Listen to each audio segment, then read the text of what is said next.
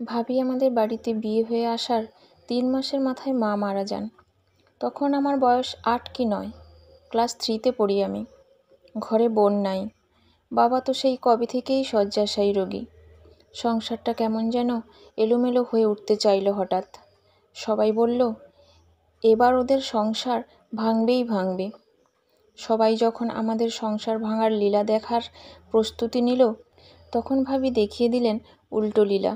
মার মৃত্যুর পর যেন নতুন মা হয়ে ফিরে এলেন তিনি।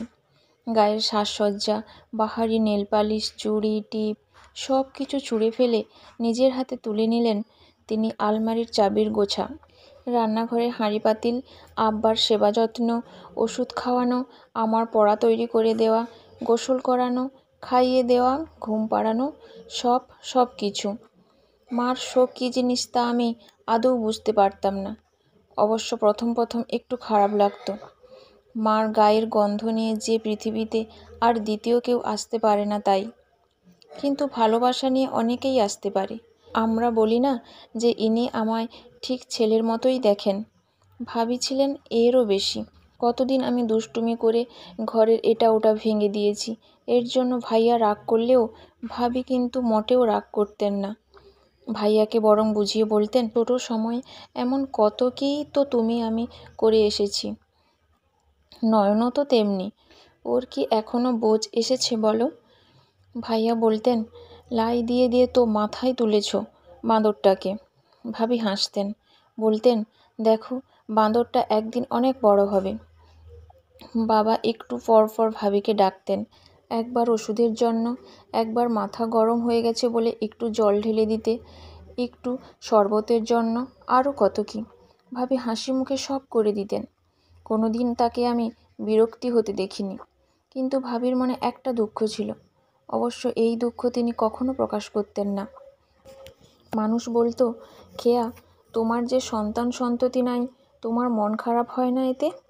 ভাবি অবাক হয়ে বলতেন, কে বলেছে আমার সন্তান নাই? নয়ন কি আমার সন্তান না? প্রতিবেশীরা বলতো, এই সব শুধু মুখের কথাই হয়, বাস্তবে হয় না। পরের সন্তান কি আর নিজের সন্তান হয় কোনো দিন? ভাবি তখন চুপ হয়ে যেতেন। তারপর ঘরে এসে সেদিন আমায় পড়াতে বসে মাথায় বিলি কাটতে কাটতে বলতেন, নয়ন তুই আমার কি হস বলতো? আমি অনেকক্ষণ ভেবে বলতাম, ভাই। ভাবি তখন মুখটা কালো করে ফেলতেন, বলতেন, আর কখনো ভাই বলবি না, বলবি সন্তান, তুই আমার সন্তান। আমি ডান দিকে মাথা নুইয়ে হ্যাঁ বলতাম। দীর্ঘদিন রোগে ভোগে বাবা মারা গেলেন। আমি তখন ক্লাস 7-এ পড়ি। ভাবিও এ বাড়িতে অনেকটা পুরনো হয়ে গেছেন। এতদিনে তার শরীরে সত্যিকারের মা একটা গন্ধ এসেছে। চেহারা থেকে বউ রূপটা একেবারেই মিলিয়ে গেছে।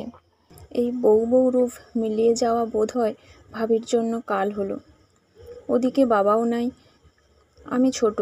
এই সুযোগে ভাইয়া যেন কেমন হয়ে উঠলেন। ভাবিকে আজকাল তিনি একদম সহ্য করতে পারেন না। বন্ধা বলে দূরে সরিয়ে রাখেন। এক খাটে শুতে পর্যন্ত যান না। ভাবি কাছে আসলে বলেন, তুই আমার কাছে আসবি না, তোরে দেখলে আমার মাথায় আগুন ধরে। ভাবি অসহায়ের মতো বলতেন, কই যাব বলো আমি? তুমি ছাড়া আমার আর কে আছে? ভনিতা ছাড়, দূরে যাইয়া ভাব দেখা, আমার কাছে তোর জায়গা নাই। ভাবি বলতেন, মাইয়া মাইন্সের বিয়ের পর ঠিকানা একটাই, তার স্বামীর বাড়ি। এই বাড়ি ছাইড়া আমি কোথায় যাব গো? এই বাড়ি ছাইড়া আমি কোথাও যাব না।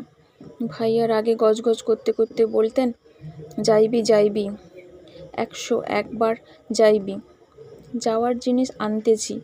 ভাবি ভেবেছিলেন ভাইয়া বুঝি ওই দিন এমনিতেই কথা বলেছিলেন। কিন্তু কয়েকদিন পরেই দেখা গেল এমনি নয়, ভাইয়া সত্যিকারেই একটা মেয়েকে বিয়ে করে ফেলেছেন। সেই বউ বাড়িতে তুলে এনেছেন। এবার শুরু হলো বাড়িতে অন্য লীলা। যারা আমাদের বাড়ির সংসার ভাঙার লীলা দেখতে চেয়ে আশাহত হয়েছিল আগে, এখন যেন তারা নতুন দৃশ্য দেখার জন্য একটু আড়মোড়া ভেঙেই বসল। নতুন ভাবি সাধারণ মেয়েদের মতো এত হাসি খুশি মানুষ নন। তিনি সবসময় চুপচাপ থাকেন।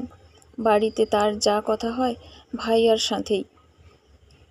খেয়া ভাবি হয়ে গেলেন এ বাড়ির আসবাবপত্রের মতো। তার সাথে কেউ কখনো কথাও বলে না।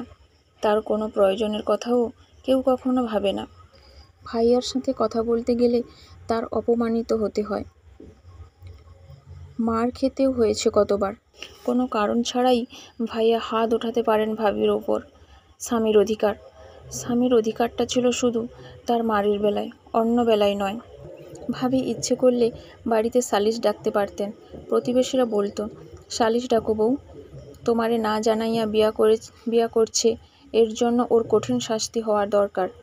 কিন্তু ভাবি মানলেন না।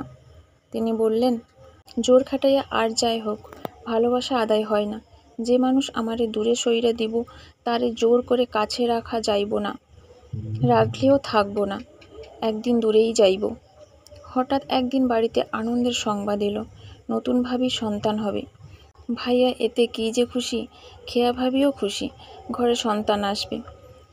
তাকে না হোক, ভাইয়াকে তো বাবা বাবা বলে ডাকার কেউ আসবে পৃথিবীতে। খেয়া ভাবি আনন্দে বাড়িতে হুজুর দাওয়াত করলেন। নানান পদের ভালো ভালো খাবার রান্না করে নিজের হাতে তাদের খাওয়ালেন। কিন্তু আনন্দের এইসব খাওয়ানো আরও কাল হলো তার জন্য। নতুন ভাবি ভাইয়ার কানে বললেন, খেয়া ভাবি নাকি আমাদের অমঙ্গলের জন্য দোয়া করিয়াছেন। শুনে ৭-৫ না ভেবেই ভাইয়া ভাবির উপর হাত তুললেন। ভাবিকে সে রাতের সাফ জানিয়ে দিলেন, আমি তোরে তালাক দিব। ভাবি কেঁদে কেটে ভাইয়ার পা ধরলেন, বললেন, বিশ্বাস করো, আমি মঙ্গলের জন্য দোয়া করেছি। ভাইয়া বিশ্বাস করলেন না। সেই রাতেই ১ তালাক, ২ তালাক, ৩ তালাক বলে ভাবির সাথে তার সমস্ত সম্পর্কের অবসান ঘটালেন। সে রাতে আমি ছিলাম প্রচণ্ড ঘুমে। সেই ঘুম ভাঙিয়ে ভাবি আমার কপালে চুমু খেলেন। তারপর কান্না ভেজা গলায় বললেন, নয়ন, আমার সব শেষ হয়ে গেল রে। আমি কোনোদিন ভাবিনি তোদের ছেড়ে চলে যেতে হবে এভাবে। এই বাড়ি থেকে যে মৃত্যুর আগে বেরিয়ে যাব, তা আমার কল্পনাতেও আসেনি। কথাগুলো শেষ করতে পারল না ভাবি, কান্নায় ভেঙে পড়লেন। অনেকক্ষণ পর কান্না থামিয়ে ভাবি বললেন, তোর ভাইয়ার সাথে তো আর এখন আমার কোনো সম্পর্ক নেই, সব ভেঙে গেছে। তুই কি এখন একবার আমায় মা বলে ডাকতে পারবি না নয়ন? আমার চোখ কেমন ছলছল হয়ে উঠেছে হঠাৎ, মুখ ভেঙে কেমন কান্না এসে যাচ্ছে। অনেক দিন পর আমার মনে হলো মায়ের কথা, স্পষ্ট মনে হলো। আমার আপন মা আমায় মা ডাক শেখাচ্ছেন, বলছেন, খোকা বল তো মা। আমি উচ্চারণ করতাম, ম ম মা মা। সেই দিনের মতো আমি ফের উচ্চারণ করলাম ভাঙা শব্দে, ম ম মা মা। ভাবি চলে গেলেন আমাদের ছেড়ে।